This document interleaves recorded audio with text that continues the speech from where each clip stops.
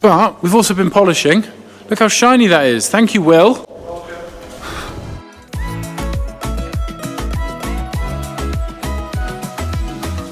Hello people, it's been a very long time and I apologise, we've been extremely busy, mostly to do with barrels and also to do with barrels. We have been filling lots of barrels, so today we thought we would take you over to our new and exciting barrel store, aka the cow sheds. These are historical buildings that used to house cows over the winter period and they now hold our barrels, at least a large number of them. One of the reasons we've got a second building, obviously we can't store every single cask we fill in the distillery, but in the distillery the temperatures will rise quite a lot and they will crash quite a lot over the course of a day and night. It's not very well insulated. In fact, there's no insulation there at all. So heats up in the course of the day, cools down overnight. And those temperature fluctuations mean that the aging is happening quite rapidly, or the interaction with the wood is happening quite rapidly, I should say, because age is related to time rather than maturation. So over in the cow sheds where we are going now, it is a much thicker walled building. It's got stone and brick and a wooden roof to it, and the maturation is going to happen far more slowly in this building. We've set it up like a dunnage style. Isn't this just the most beautiful building? This is it here.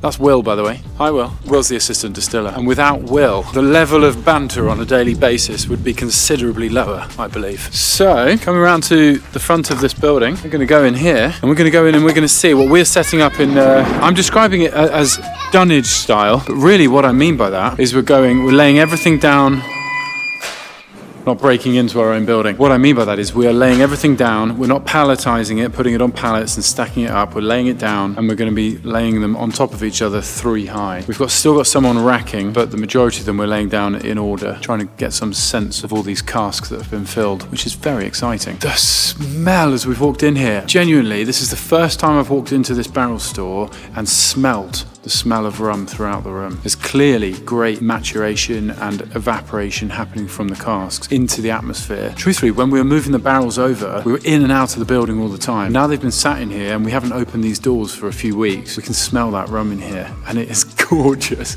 absolutely delicious. It's that classic woody, vanilla-y notes with a little bit of the sort of slightly sweeter, I know you can't smell sweet, but sort of what I mean by that is more fruit forward notes like tropical fruits and dried fruits, and then you've got that rum slightly more funk forward note. There's a lot of good smell in this room, that's for sure. So come and visit us, come and see the barrel store with us. I just love it. Portuguese oak, there we go. Another white Madeira cask hiding here. More bourbon, French oak down the bottom here. It's just so much going on. Straightforward American oak, another Portuguese oak, more white ports. That's what Dropworks is rolling with. Huge variety. Let's see what more colours we can find.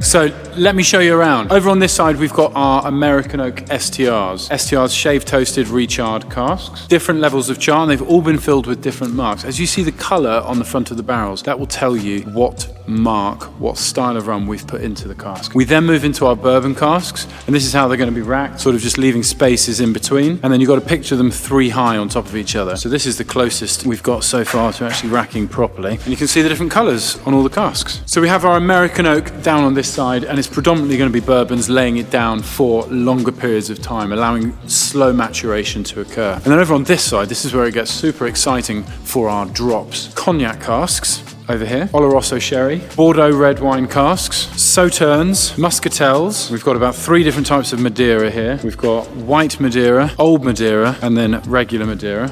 Young Madeira, white port casks, tawny port, ruby port, and late bottle vintage. So it's just barrels everywhere. Hold on. We then have a couple more STRs again. So we've got Hungarian oak over here, and then we've got some French oak, and we've even got some Portuguese oak on the end as well. We've got a few more we need to take off the racking that we need to lay into position, and we've even got a new mark, which we didn't have before. The guys have been experimenting. I will explain that in another video, as I'm still working on learning how to pronunciate the type of yeast. It's a Kveik yeast. Say that again. You put Kevin instead of Kvike, because it's Sean.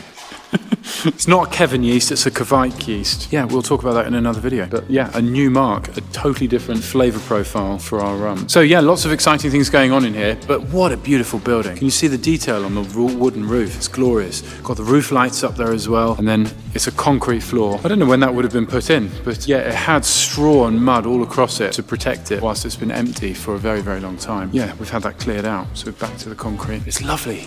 Lovely, lovely stuff. So that's the barrel store. Feeling very pleased with all the work that's been done and the casks that have been filled. Thank you for watching. Sorry it's been so long. There's more casks back at the distillery. They will be blended for your pleasure coming soon.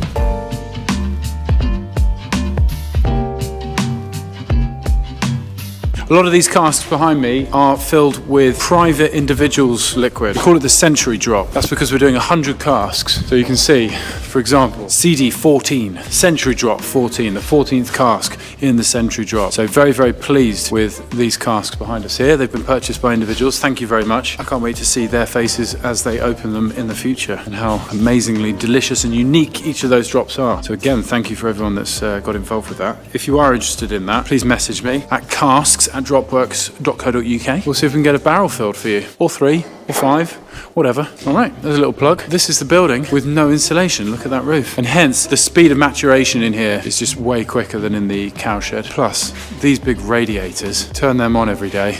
It heats the place up. And you turn them off at night, it gets very cold. We've been very busy. And suddenly this place has turned into a bit of an IBC farm. These containers called IBCs. They're just everywhere, because that's all the liquid being produced. Great way of transporting liquid around. It's just everywhere, blimey. But we've also been polishing. Look how shiny that is. Thank you, Will.